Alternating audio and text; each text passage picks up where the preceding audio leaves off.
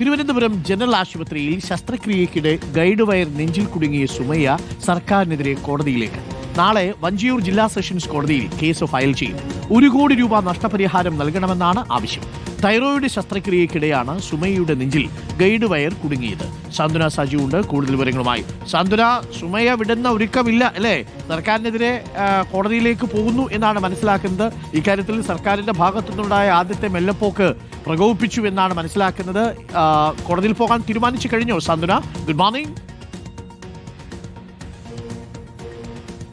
Good morning doctor Arun.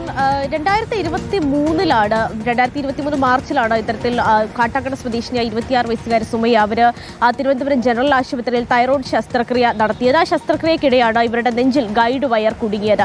ആ ഒരു സംഭവത്തിൽ ഇവർ പരാതി ഒക്കെ തന്നെയും നൽകിയിരുന്നതാണ്. പക്ഷേ അതിൽ ഒരു തരത്തിലുള്ള നടപടി ഉണ്ടായില്ല എന്ന് മാത്രമല്ല, ഗൈഡ് വയർ പുറത്തെടുക്കാൻ സാധിച്ചതുമില്ല. ഈ ഒരു പശ്ചാത്തലത്തിലാണ് ഇവരിപ്പോൾ കോടതിയെ സമീപിക്കാനുള്ള ഒരു നീക്കത്തിലേക്ക് എത്തിയിരിക്കുന്നത്. 1 കോടി രൂപ തനിക്ക് നഷ്ടപരിഹാരം വേണമെന്നുള്ള ഒരു കാര്യമാണ് സുമയ്യ ഇതിൽ പ്രധാനമായും പറയുന്നത്.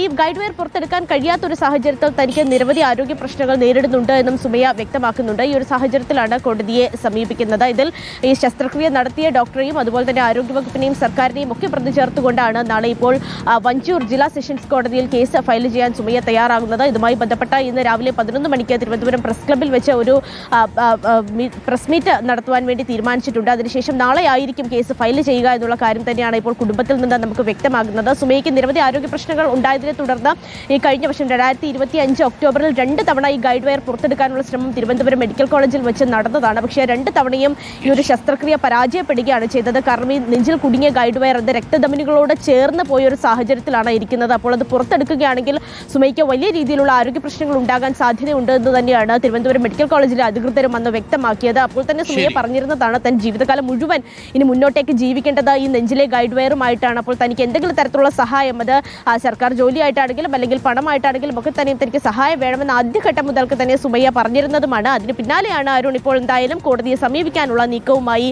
ഇപ്പോൾ സുമയ്യയും കുടുംബവും രംഗത്തെത്തുന്നത്. ഓക്കെ, താങ്ക് യു സാന്ത്വന.